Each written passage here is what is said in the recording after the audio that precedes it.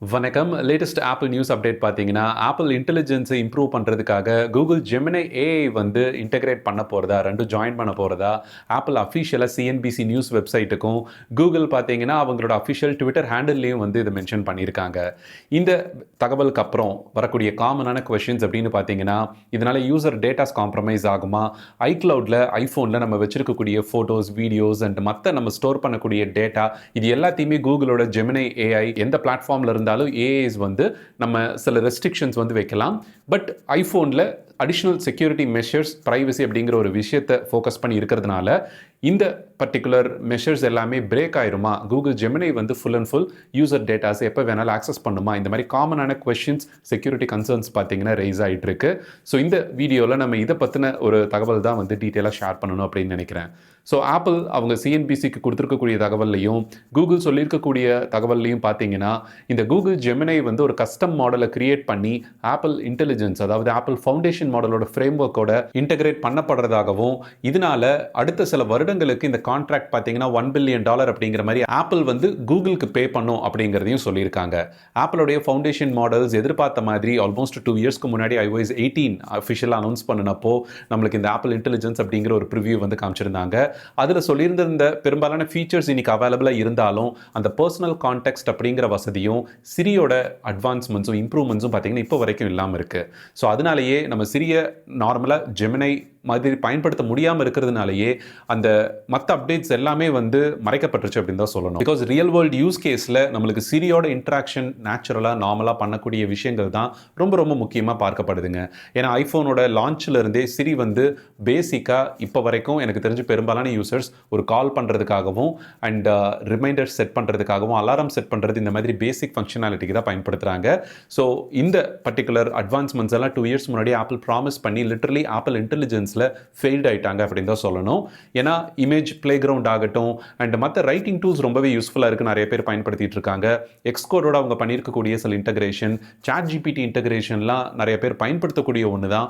ஆனால் அந்த சிரி இன்னும் ஃபுல் அண்ட் ஃபுல் நம்மளோட கேட்கக்கூடிய கேள்விகளுக்கு வந்து ஒரு நேச்சுரல் ரெஸ்பான்ஸ் வந்து கிடையாது.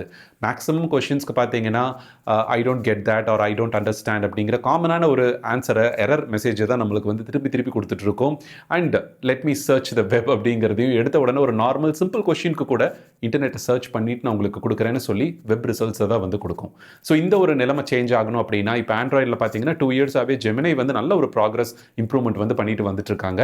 ஸோ அந்த சில ஃபவுண்டேஷன் மாடல்ஸ் வந்து ஆப்பிளோடைய ஃபவுண்டேஷன் மாடலோட இன்டகிரேட் பண்ணுறதுக்கு பெட்டராக இருக்குங்கிற மாதிரி ஆப்பிள் வந்து ஃபைனலைஸ் பண்ணி இப்போ இதை கன்ஃபார்ம் பண்ணியிருக்காங்க. சாட் ஜிபிடி இன்டகிரேஷன் எக்ஸிஸ்டிங் இருக்கிறது கண்டினியூ ஆகிட்டு தான் இருக்க போகுது.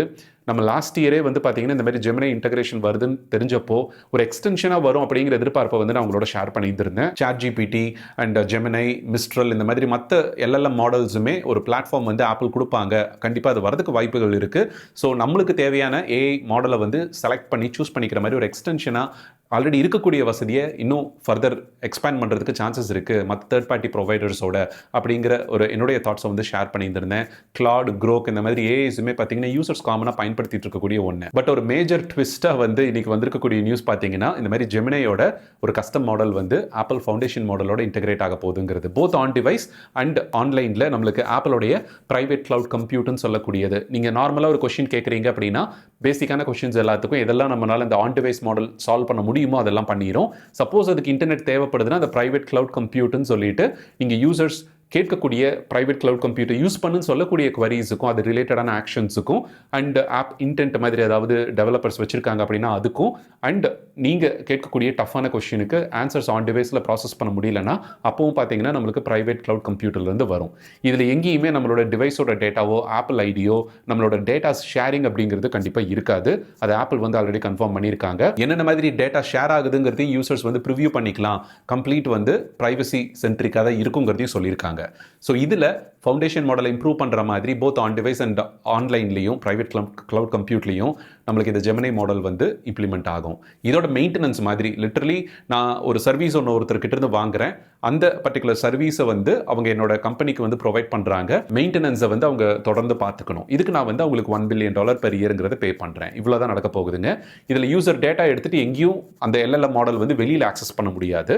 இது கம்ப்ளீட் செக்யூராக ஆப்பிளோட சர்வர்ஸில் மட்டுமே ரன் ஆகிறதுனால ஈவன் ஆப்பிளே நம்மளோட டேட்டா வந்து உள்ள ஸ்டோர் பண்ணுறது இல்லைங்கிறத அகைன் அண்ட் அகைன் நம்மளுக்கு பிரைவசி பாலிசியில் வந்து மென்ஷன் பண்ணிட்டு வராங்க. நம்மளோட டிவைஸில் தான் அந்த டேட்டாஸ் எல்லாம் ஸ்டோர் ஆகும். நம்ம வாலண்டியராக என்ன டேட்டா சென்ட் பண்ணணும்னு நினைக்கிறோமோ அந்த டேட்டா மட்டும் சர்வர்ஸ்க்கு போயிட்டு ப்ராசஸ் பண்ணிட்டு திரும்ப நம்மளுக்கு ரெஸ்பான்ஸாக வந்து வரதுக்கு தான் சான்சஸ் இருக்குது. ஸோ அதுக்குண்டான ரெஸ்ட்ரிக்ஷன்ஸ் வந்து சேஃப்டி கார்ட் ரயில்ஸ் வந்து தொடர்ந்து நம்மளுக்கு இருந்துட்டு தான் இருக்கும். எந்தெந்த விஷயங்கள் வந்து ஒவ்வொரு கண்ட்ரி ரெகுலேஷன் படி பண்ணக்கூடாது அப்படின்னு சொல்லி இப்போ க்ரோக் பார்த்தீங்கன்னா ரீசெண்டாக இமேஜ் ரிலேட்டடான இஷ்யூஸ்ல எல்லாம் மாட்டிட்டு இருக்காங்க இல்லைங்களா. இந்த மாதிரி சில ரெகுலேஷன்ஸ் இல்லாமல் இருக்கக்கூடிய விஷயங்களையும் ரெகுலேட் பண்ணி தான் ஆப்பிளோட கிளவுட் கம்ப்யூட் பார்த்தீங்கன்னா ப்ராப்பராக எல்லா கண்ட்ரிலையும் டிப்ளாய் ஆகிட்டு ஒர்க் ஆகிற மாதிரி இருக்கும். ஸோ அதனால் ப்ரைவசி பற்றின கன்சர்ன் வந்து நீங்கள் தேவையில்லை அப்படிங்கிறது என்னுடைய சஜஷன். ஆப்பிள் இன்னும் அஃபிஷியலாக நம்மளுக்கு இதோட நல்ல ஒரு ப்ரிவியூவை அஃபிஷியல் ரோல் அவுட் கூட மேபி நம்மளுக்கு ஜூன் மந்த் WWDC 2026 நம்மளுக்கு இதோட டீடைல்ஸ் வந்து தெரிஞ்சிடும்.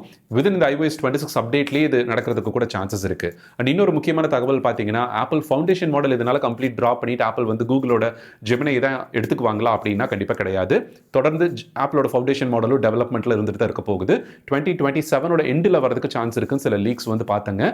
மேபி 2028 ஆனாலும் ஆப்பிள் அதை பர்ஃபெக்ட் பண்ணி ஒரு பர்ஃபெக்டான large language model 1 trillion parameter மாடலை வந்து ஆப்பிள் கிரியேட் பண்ணிட்டு இருக்கிறதாவும் சில லீக்ஸ் வந்து நான் படித்தேன். ஸோ அந்த மாதிரி கொஞ்சம் லார்ஜ் லாங்குவேஜ் மாடல் வந்து அவங்க ஆன் டிவைஸ் அண்ட் ஆன்லைன்லையும் வந்து ப்ராசஸ் பண்ணுறதுக்கு பேபி ரெடி பண்ணிட்டு இருக்காங்க, தொடர்ந்து பண்ணிட்டு இருக்காங்க. அந்த ப்ராஜெக்டை ஸ்டாப் பண்ணல. இப்போதைக்கு யூசர்ஸோட ரெக்வஸ்ட்டை ஒரு பெட்டர் சிரி எக்ஸ்பீரியன்ஸை கொடுக்கறதுக்காக இந்த கூகுள் ஜெமினையோட ஒரு கான்ட்ராக்ட் வந்து பண்ணியிருக்காங்க. ஆல்ரெடி கூகுள் பார்த்தீங்கன்னா $20 பில்லியன் ஆப்பிளுக்கு அவங்களோட சர்ச் இன்ஜினை வந்து டிஃபால்ட்டாக வைக்கிறதுக்காக கொடுத்துட்டு இருக்காங்க. அந்த வழியாக எப்படியாவது யூசர்ஸோட சர்ச் ரிலேட்டடான டேட்டா ரீஜன் ஸ்பெசிஃபிக்காக கூகுளுக்கு வந்து போயிட்டு தான் இருக்குது. அது நம்ம தெரிஞ்சு கொடுக்குறோம். யூசர்ஸாக விருப்பப்பட்டு கூகுள் சர்ச் இன்ஜின் பயன்படுத்தணுமா இல்லை வேற ஏதாவது பிங் அண்ட் மற்ற சர்ச் இன்ஜின் டக்டக்கோ மாதிரி பயன்படுத்தணுமான்னு தெரிஞ்சு யூசர் தெரிஞ்சு கொடுக்கறது ஒன்று இருக்குது. தெரியாமல் நம்ம பண்ணக்கூடிய எல்லா ஆக்டிவிட்டியும் கம்ப்ளீட்டாக கலெக்ட் பண்ணி அவங்களோட ஏஐ மாடல்ஸை ட்ரெயின் பண்ணுறதுங்கிறது செகண்ட் ஸ்டோரி. ஸோ இந்த தகவல் பயனுள்ளதாக இருந்திருக்கும் அப்படின்னு நினைக்கிறேன். கேள்விகள் எது இருந்தாலும் நம்மளோட ஃபேஸ்புக் கொஸ்டின் அண்ட் ஆன்சர் குரூப்பை பயன்படுத்துங்க. யூடியூப் கமெண்ட்ஸ் உங்களோட கருத்துக்களை பதிவிடுறதுக்காக மட்டும் பயன்படுத்துங்க. நன்றி, வணக்கம்.